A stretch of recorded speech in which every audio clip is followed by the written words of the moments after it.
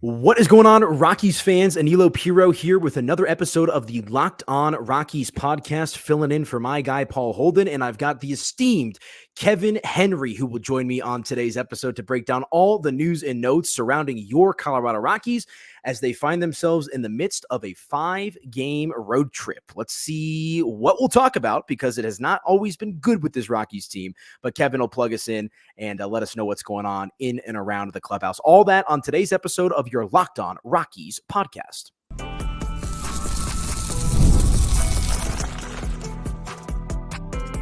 You are Locked On Rockies, your daily Colorado Rockies podcast. Part of the Locked On Podcast Network, your team every day. All right, it is your Locked On Rockies podcast, part of the Locked On Podcast Network, your team every day. I am your fill-in host, Aniello Piro. You can follow me on social media at Media by AP. I'm also the regular host of the Locked On Rockies postcast, which you can find on the Locked On Denver Sports YouTube channel. So if you're looking for some additional Rockies content, be sure to check us out over there as we break down all the news and notes involving the Rockies from the game that we all just witnessed. So make sure to check us out on the Locked On Rockies postcast. But joined today by a colleague, but most importantly, somebody that I call a friend and someone that has been around the block. Kevin, you've actually been in the media game for as long as I've been in it, probably even longer, but like the start of my media career, you were one of the first people, that I interacted with, one of the first people that I developed a relationship with, and then a friendship, and just such an honor to have you on the program today. So thank you so much, my friend. Well, feelings mutual, my friend. I'm glad to call you a friend as well. And yeah, we've been doing this a while together. So I'm excited to talk tonight and kind of see what we can dive into. Absolutely. And I was telling you before we started the show, like, so often in the Mile High City and in the surrounding region, like the Rockies are an afterthought, but like people like yourself and the fellow scribes that cover the Rockies, the people that listen to this podcast, like just because they're not great doesn't mean that there's nothing to talk about. And there's plenty to talk about, in my opinion, with the Rockies. And like I said, happy to have you on board. But before we get started, Kev, I know you've been in and around the club for some time. What are you doing these days? Where can people find you? Where can people follow you? Hey, appreciate that. Absolutely. So I'm the national columnist for Just Baseball. So you can find me on justbaseball.com.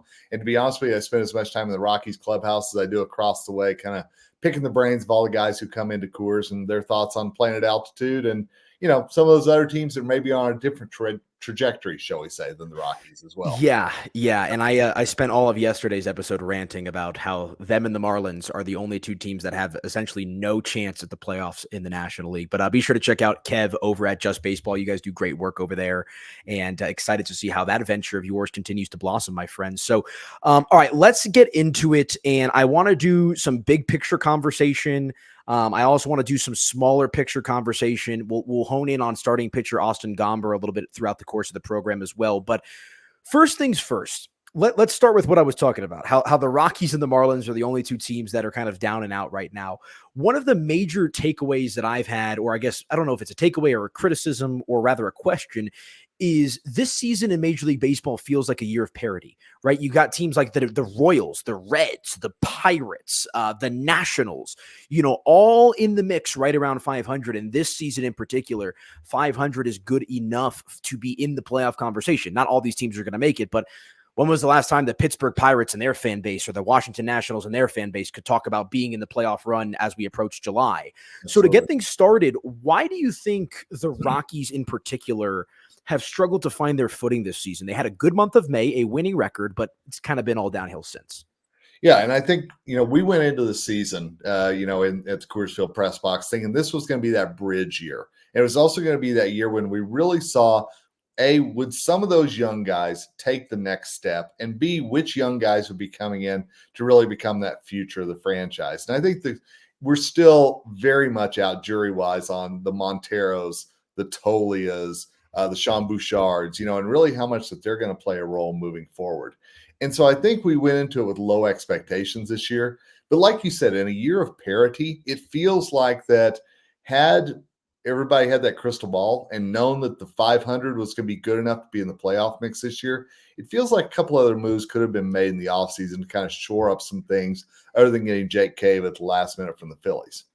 Yeah, and I think that's a good point. Because and look, 500 is typically not going to be good enough. Maybe on some years you can float, and I'm sure some of these teams will fall off as the season progresses and whatnot. But I do think it's disheartening, for the fan base. And look, I don't know how much the Rocky fan pays attention to the standings just because they've kind of been down and out, basically since the season had started. But like, that was my realization about a week and a half ago. Honestly, when my Mets started going on a run, because like I started like paying attention to the leaderboards and the standings, and I was like, wow, like there's 4 or 5 teams all kind of clumped up here in this wild card race, and unfortunately, the Rockies are not one of them. What was the word that you used to answer that question? You said that this was like a changing of the guard season. What was that? Kind of a bridge season is how I always say it. Yeah. No, and I think that's a good way to look at it because I'm a natural optimist. I know sometimes it's hard to be optimistic with this club, but it felt like last season, the first 100-loss season in franchise history, was really just a total wash. I mean, just kind of down and out for basically from start to finish. This year, though, I think you're starting to see guys like Ezequiel Tovar, really sharpen up to become one of the best young shortstops in Major League Baseball. You've got a guy an Aniello Piro who, wasn't up for a long time, but pushing it forward, right? Brenton Doyle's been doing some good things. Some of these younger guys, Toglia has been all right, for these last couple of weeks. And so while the results haven't always been there on a game in, game out basis, I do think that this season has a little bit more of an identity and a little bit more of a direction than maybe last year. I agree with you. And I think one of the guys you mentioned there, Brenton Doyle, I don't think that we're talking enough about the strides that he's made from year one, winning that Gold Glove and being known as the defensive guy, to all of a sudden really finding his stride at the plate. And I think that's the development that I think Rockies fans were hoping to see from this young core. Unfortunately, Doyle goes up, Nolan Jones really goes down with the injury, and he's just really struggling right now to find any kind of consistency at the plate. But yeah, I think that's what you're talking about whenever you look to, are they going to be competitive in 25, in 26? And these guys that we're seeing on the field right now are really going to be the answers to that question. Yeah, no, I think you make a good point. And look, we got to talk about the pitching. We'll save a majority of that for the second segment in this program, because that is unfortunately the crux of this Rockies team. If the pitching is not at least decent, I mean, they find themselves down and out in a lot of these games. The bullpen has had some horrendous blown games throughout the course of the season. But I do think the identity of the offense, is definitely coming into play. And I think Tovar finished, I want to say right around 220 last year with his batting average. Not great, but rookie growing pains. And this year, he's really taken some massive steps. And look, I always felt like I forget who told me in the press box at a game this year. I think it may have been the great Thomas Harding.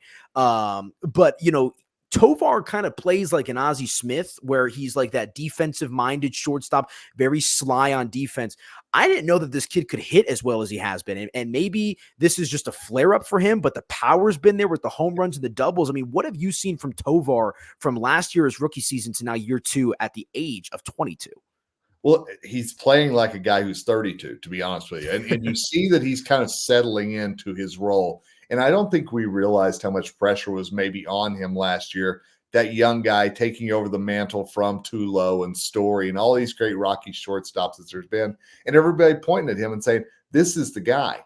He gets the extension, he gets the money. And everybody's like, is it really worth that? Is that worth locking him in? And so far, it's shown absolutely has. So I think the comfort level has really grown. This is a guy who's got a young child. He's settling into life. So it feels like somebody who's taken that next step. And I think the Rockies can absolutely build around Tovar. And I think he's one of those faces for the franchise moving forward. Yeah, no, I think it's well said. And I honestly hadn't thought about it from like the life perspective of like, you're talking about a guy that hasn't spent much time, in this country, even like, just getting acclimated to life in the big leagues, having a family, starting a family, there's a lot of moving parts with that stuff. And that's been my big takeaway is the maturity, whether it's watching through TV, I've been to a handful of games this year as well. When he conducts some interviews or just, whatever it is, there's an aura, there's a little bit of a presence to him with that professionalism that I think is boding well for him. And he's going to be part of the core. The Rockies farm system is getting better, and if they finish this season as it appears they will, they'll probably have another top pick when it's all said and done. And this is something that I had talked about with my guy, Paul Holden, who's the standard host of the Rockies podcast here on the Locked On Podcast Network. But like, it felt like guys like Brendan Rodgers, Ryan McMahon, guys whose names maybe come up in trade talks, like, in my opinion, those were like the bridge players of like after Nolan, after Trevor, after John Gray. Like, and it's like, look, I know that they never planned on losing those guys, but like now I'm almost seeing guys like Tovar, Montero, if he can develop, Zach Veen, Romo and whatnot as kind of that next guard of like 21, 22, 23, 25-ish year old players that can help push this franchise forward as well. And I think, you said we were going to talk pitching, but absolutely, when you look at what's coming up for the Rockies, there are some great position players, but it is the Palmquist, the Dolander, the Mahoney out there in Fresno. There's a lot that is coming up through that I think gets people excited about what could come on the mound. But it's interesting you said that about Mac and Brendan Rodgers, because I think for a while there, we've known what Mac can bring, but Brendan Rodgers has always been that question mark with the injuries, with the inconsistency at the plate, with everything else. And I really feel like B-Rod's one of those guys that, I hate to say it, could be somewhat expendable. As you see Amador and some of these other young guys coming up, I think Mac's going to be a tent pole for this team moving forward, but I think that B-Rod could be a guy that could get moved. I know we're going to talk about trade deadline later on. And if it's the right offer, I think B-Rod could be on the move. Yeah, and I think just having a guy in Amador who is 21 years old, who's shown some promise, that makes it a little bit easier to justify if they do go down that road. And yeah, I do want to talk about the trades because I do think, I don't know if you've listened to any of the shows, hopefully you haven't, so I don't spoil it for you. There's one trade that the Rockies have to make, in my opinion. But with that, why don't we hit a quick break? When we come back, I do want to dive in onto this pitching staff because we're talking about the future of this team. The bullpen has been a disaster. I definitely want to break some of that down with you as we continue along right here on your Locked On Rockies podcast. Back in just a few minutes.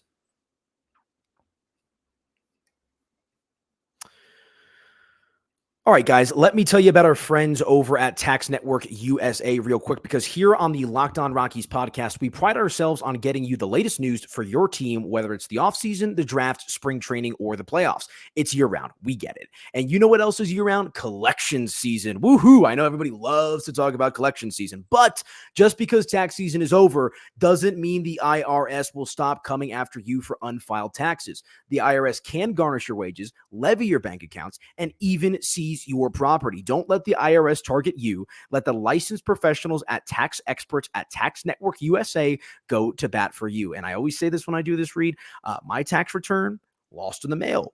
I'm having to go through some of these hula hoops. So maybe I got to go check out my friends over here at Tax Network USA. But with over 14 years of experience and an A+ rating, not an A-, not an A, an A+ rating by the Better Business Bureau, Tax Network USA has saved their clients over $1 billion in tax debt. That's $1 billion with a B. Whether you owe taxes, have complicated matters that require tax planning, or finally hit that parlay this season and need help correctly filing, because yes, you do need to file your parlay winnings if they're over a certain amount, call 1-800-549-1000 or visit tnusa.com/lockedon. You can also see the link in this episode description below to be sure to check out our friends from Tax Network USA. And let me also tell you about our friends over at SupplyHouse real quick, guys, because you're going to want to get your supplies from the site that's made for the skilled trade, SupplyHouse.com. SupplyHouse.com is the reliable way to order plumbing, HVAC, and electrical products online. Their easy-to-use website is packed with helpful resources and the latest product info to help you get the job done right. Shop a complete inventory of over 200,000 parts from over 400 top brands and get your order delivered right to your door with fast shipping from coast to coast. Need help with an order? Get expert support and industry-leading service from the friendliest folks in the business and talk to a real person every time. I cannot understate that enough. No computers, no AI, whatever it might be. You're going to talk to a real person every single time when you deal with our friends over at SupplyHouse. Plus, pros in the skilled trades can get a competitive edge by joining SupplyHouse.com's free Trade Master program. Every Trade Master gets access to a dedicated phone line, free shipping, and discounts on every single order. Join the thousands of trade pros already benefiting from their free membership at supplyhouse.com/TM and order plumbing, HVAC, and electrical supplies from anywhere with just a few clicks at supplyhouse.com.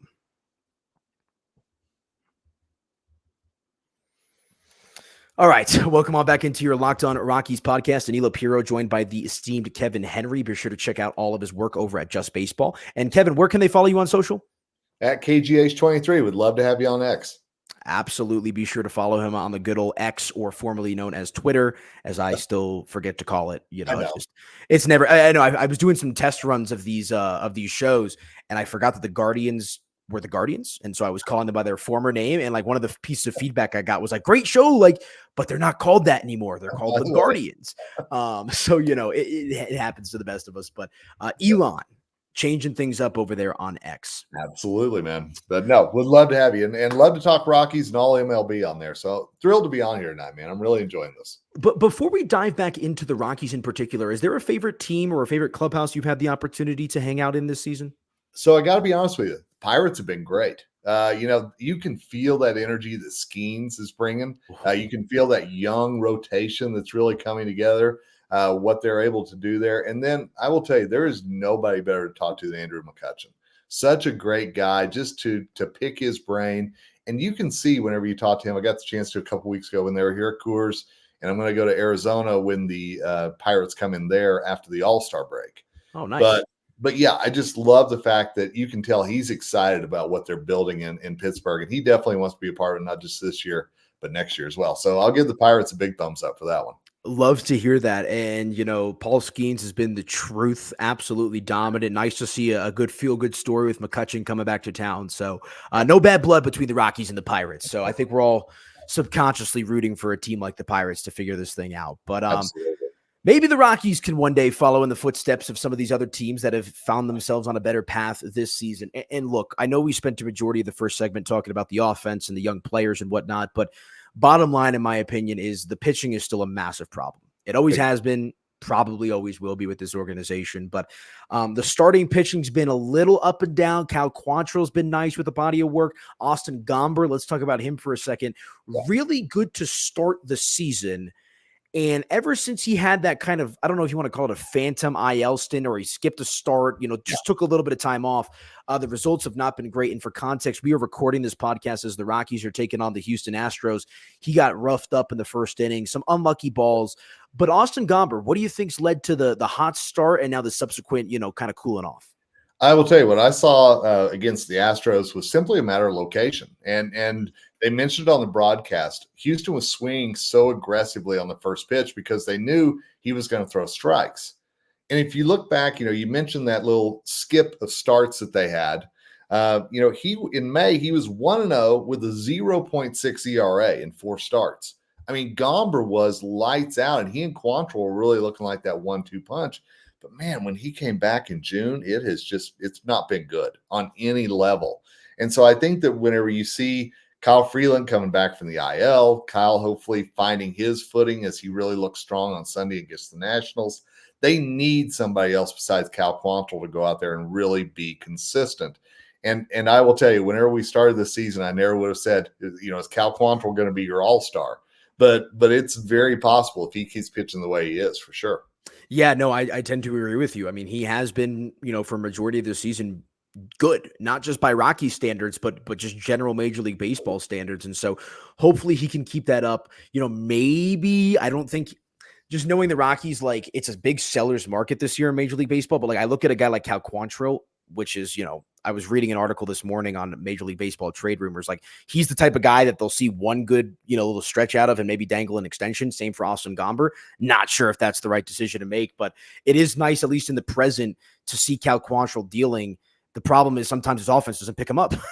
Oh, absolutely. And I think that's been one thing that's haunted the Rockies this year. When they've gotten that good pitching, and again, as you mentioned, it's been mostly the starters. The bullpen, very spotty. But when they've had those good starts, it's either been the offense that's blown them up or the bullpen that's blown them up. So nothing ever seems to have really jived together except for that one stretch in May when they were putting together the wins. Yeah, and let's go back to Gomber for just a second, because one thing that I've noticed watching him this season, and I'm sure it's been this way for a majority of his career since he joins the Rockies, very intense, but also very hard on himself. I just saw him get yanked from this game, shaking his head, upset. I think it was maybe a start or two ago. He threw his glove on the ground, and they cut in the TV broadcast. Obviously you're going to take the wins and the losses very serious, but it seems like Austin Gomber is a very emotional pitcher sometimes, wants to throw the perfect pitch. But one thing that I heard on the radio broadcast coming back, on my way to do this show with you as the game was starting, is it's the first inning that is killing him. Why do you think the first inning has been such a source of trouble? Is it just trying to get the ball over the plate? I mean, what do you make of that? I think that there's a lot of things that Gomber said at once, that he always wants to start the game off on the right foot. I mean, most pitchers do. Right. Let's be honest. That's not a big thing.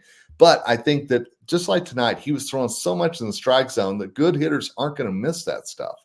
And so he's trying so hard to get off on the right foot that he's giving them pitches that are going to be called strikes, but they're also going to be hit.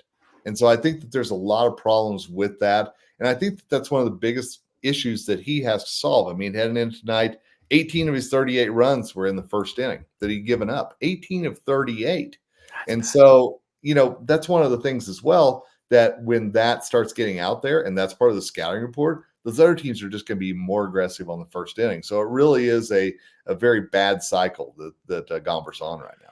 Yeah, and it's troublesome. And let me do this live real quick, because if I remember correctly, and maybe you know this off the top of my head, did all 5 of his runs in tonight's game, they all came in the first inning, if I remember correctly? No? They did, and they all came on singles too. I mean, it was death by 1,000 cuts in that first inning. Yeah, it's tough. And he gets yanked here with a runner on second. Now Justin Lawrence in the game. We'll see what happens here. So maybe one more earned run tacked onto his stat line for tonight. But it's definitely frustrating, because and here's the thing. I don't want to give him a break. I don't want to, the pitching's been bad, but this Astros team is also red hot.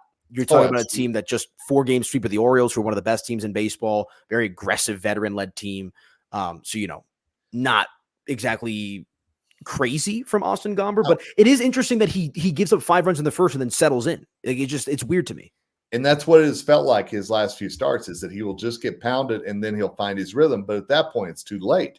And so, it's really one of those things. Take away the first inning. It's kind of like with the Rockies, take away the 9th inning, and what would their record be this year? So it's a very, yeah.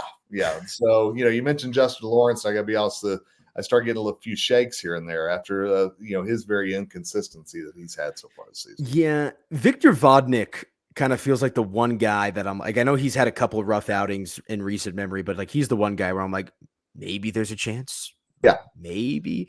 But everybody else beyond that is just kind of, it's like playing roulette. It is. And there's been stretches when Nick Mears felt like he was a good guy. Lawrence did have his good stretch. Even Tyler Kinley had his moments this season. But man, you look back to the guy that Tyler Kinley was before he got hurt, and he was heading toward an all-star season. And now you look and he's just not that same guy. And I think between Bard being injured and being inconsistent, Kinley being very inconsistent, and really somebody you can't count on. Yeah, the veteran leadership that maybe you were expecting to have in the pen this season is just falling apart. Yeah, and look, I know it's not going to make a ton of difference here. We saw Kyle Freeland come back recently off the injured list, but it looks like German Marquez is on his way to potentially returning here sooner rather than later. Look, it'll obviously give them a little bit of a boost. Maybe you can add some more depth back to the bullpen and whatnot, but have you heard anything about German Marquez's return to the mound? Yeah, that's something that everybody's really excited about. And it is something that, depending on the timing, we talked about Cal and maybe dangling him as a trade guy. If you get Senza back later in the season, if German's going to come back, if Kyle is back, then really you're running out of places for starters. You've got to figure out what you do with Feltner. Block can obviously go to the bullpen, but there's Gomber in the mix as well. There's a lot of questions there. And so I think it could be something that could hasten a Cal Quantrill trade if they want to pull that off. Yeah, that's definitely a good point, good context there. And that's honestly a great bridge, because I do want to talk about some of this trade deadline rumors, conversation, and all that good stuff. So why don't we hit our final break? We'll come back and we'll do just that before we put on a bow on the show with my guy, Kevin Henry, right here on the Locked On Rockies podcast. Stick with us, back in just a couple minutes. All right, and real quick, guys, let me tell you about our friends over at PrizePicks, because PrizePicks is America's #1 daily fantasy sports app with over 5 million active users. PrizePicks is the easiest and most exciting way to play daily fantasy sports. Unlike other apps on PrizePicks, it's just you against the numbers. No house involved in that sense. All you do is pick more or less on 2 to 6 player stat projections and watch the winnings roll in. Get in on the daily action with your friends and become part of the PrizePicks community today. And you can win up to 100 times your money on PrizePicks with as little as 4 correct picks, where you can turn $10 into $1,000. If you're looking for promotions, PrizePicks has you covered each and every week, from lowering select player stats projections on Tuesdays to help your lineup hit, or getting your entry fees back if you have a losing lineup on Fridays, PrizePicks is going to have you covered with the promos. And with the finals over, the hoops action does not stop on PrizePicks. Women's basketball is heating up with stars like Caitlin Clark and Angel Reese looking to make names for themselves alongside greats like Brianna Stewart and Asia Wilson. You can win up to 100 times your cash watching them ball out. PrizePicks is available in more than 30 states across the country, including California, Texas, and Georgia. And guys, be sure to download that PrizePicks app today when you use code LOCKEDONMLB for a first-time deposit match of up to $100. That's code LOCKEDONMLB on PrizePicks for a deposit match of up to $100. Pick more, pick less. It's that easy with our friends over at PrizePicks. Again, use code LOCKEDONMLB for a first-time deposit match of up to $100. All right, so welcome on back into your Locked On Rockies podcast. Aniello Piro joined by my man Kevin Henry, talking all things Colorado Rockies. And I just want to say this from the PrizePicks ad. The WNBA hype is no joke. I was just in Chicago, and Angel Reese and Caitlin Clark were actually playing each other, and I wanted to go see it. Dude, tickets to that game were like $200. It's crazy. It is crazy, man. I remember the old Tulsa Shock back in the WNBA, and Dallas to be the Wings, but it is amazing what Caitlin Clark and this next generation have generated there. It's fantastic. Yeah, it's nuts. I mean, I'm talking prices 2-3 times what I paid to go see the Mets and the Cubs at Wrigley Field. I mean, it's crazy. So good for the ladies, and our friends over at PrizePicks are going to take good care of you. But all right, getting back on track here with the Rockies, I teased it a little bit earlier. The one trade that I do believe the Rockies have to make is that with catcher Elias Diaz. Okay. And I know he's been hurt, so maybe that hampers his trade value a little bit. But the reason I say that, Kevin, is he just doesn't have a place with this team for when they're expected to be good. He's 33 years old. So I'm looking at Elias Diaz as maybe 2-3 years, if we're lucky, of similar production as to where he's at now. And look, I know he's a fan favorite. You can speak to his ability to be in a clubhouse guy with the fellows and whatnot. But like, if I'm just talking about it from baseball business perspective, Elias Diaz will likely be long gone and retired by the time like guys Ezequiel Tovar, Adiel Amador, Zach Veen and company are in their prime, hopefully leading the Rockies back to the playoffs. I'm not going to argue with you, but I will play a little bit as a devil's advocate with you and say that the Rockies are going to have to get rid of one of their veteran catchers. And I think that could be Jacob Stallings. And the only reason that I say that is because, as you said, Diaz has been injured, and he's also a guy that Bud Black really loves and trusts. I mean, anytime that you talk to Bud about Diaz, there's something in his eyes that he really thinks the world of him. So you've got Hunter Goodman in there now. You've got Drew Romo coming up. So it's obvious the future, as you said, doesn't include a Diaz or a Stallings, but Buddy always loves to have that veteran catcher as a backup. I mean, you remember back during the 17 and 18 run, they brought in Ryan Hannigan, to be that veteran catcher behind the plate, So it absolutely is a must for Bud Black.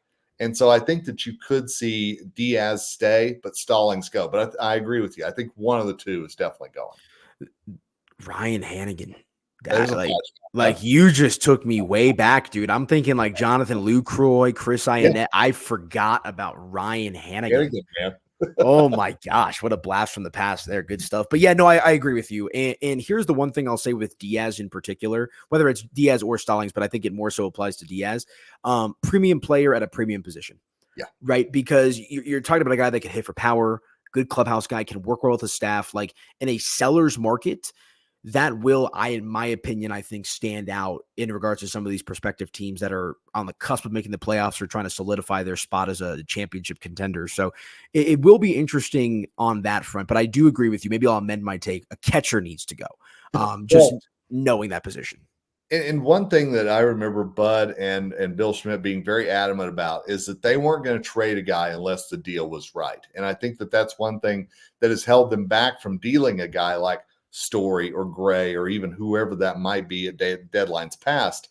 Last year we saw they were more aggressive. The Moustakas, Pierce Johnson, Brad Hand, all those guys going at the deadline. So Bill Schmidt shows that he'll do it, but it's also going to be the right deal. And I think with somebody like Diaz, I will just say this, the history that he has with this organization in a small amount of time, including that All-Star game MVP, I think that they're going to hold a high price tag for him as well.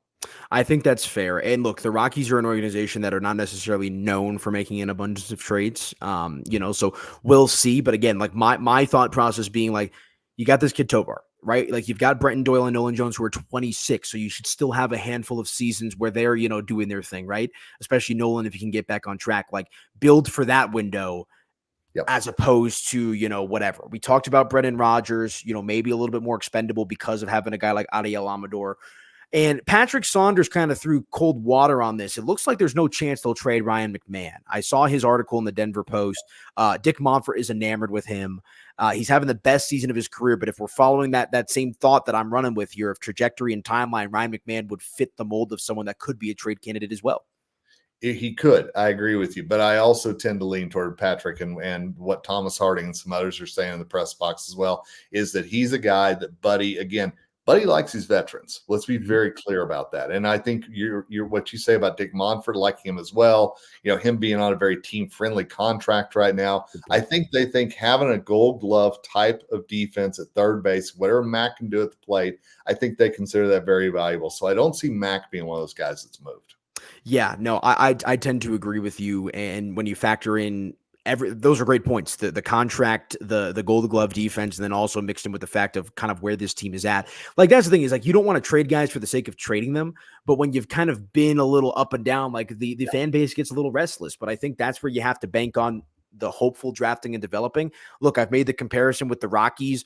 They draft middle infielders like the Green Bay Packers draft quarterbacks. They figure out a way to develop these guys. It's Brett Favre to Aaron Rodgers, now to Jordan Love. It's Tulo to Nato to now Ezequiel Tovar and Aniello Piro. So, you rest on those laurels as well.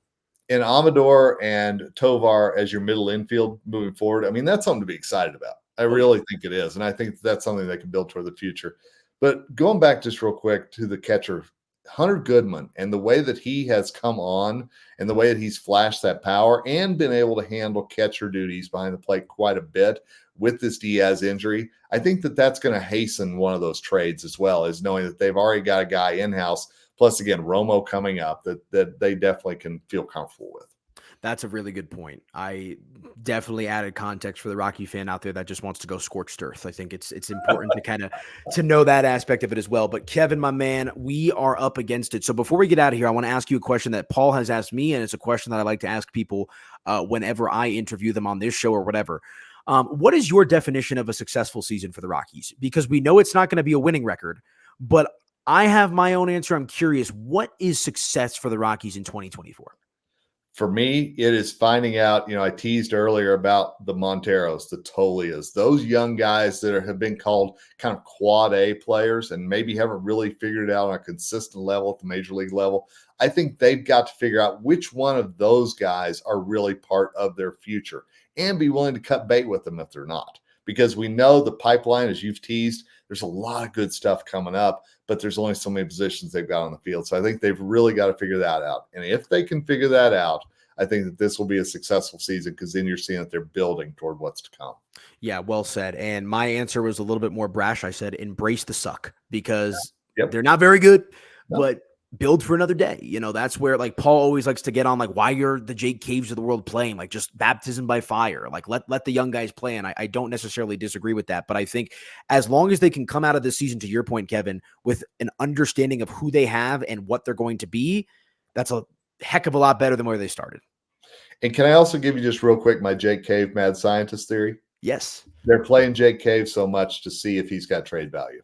And I think him getting so fired up the other night during that Dodgers loss, I think that showed a little something as well. So I would not be surprised if he's a guy that's moved as well at the deadline. I think that's well said. And one of the few takeaways, like I saw a quote from him that he's like, I want to make sure my guys know I'm in it to win it every day. He stepped up as a clubhouse leader. I remember I was there. It was against the Dodgers last week, and it was just him, Mac, and a couple other players just playing cards, just kind of having fun, laughing back and forth. And like, those are the types of guys, the Gerardo Parra types, as Paul has mentioned to me, that could be invaluable for a team that's in a postseason push, regardless if he plays every day or not. So I like that theory. But Kevin, before we get out of here, one last time, where can people follow you and what are you working on, my friend?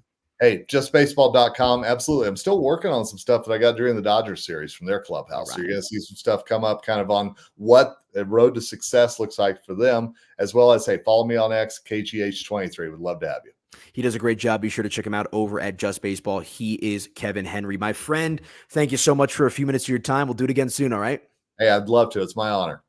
Good stuff. All right, that is going to do it for us on today's episode of the Locked On Rockies podcast. For Kevin Henry, I am Aniello Piro, and if you want some more Rockies content, folks, you can find me on the Locked On Denver Sports YouTube channel, where I host the Locked On Rockies postcast, a nice little partnership between Locked On Sports and Mile High Sports, and it's not going to just be Rockies. So if you're a Denver sports fan, buckle up, because we got a lot of stuff that we're working on behind the scenes. So the Locked On Denver Sports YouTube channel, make sure to subscribe, and away we go. But Kevin, thank you so much. We'll talk to you guys mañana on the next episode of the Locked On Rockies podcast. Have a good night, folks.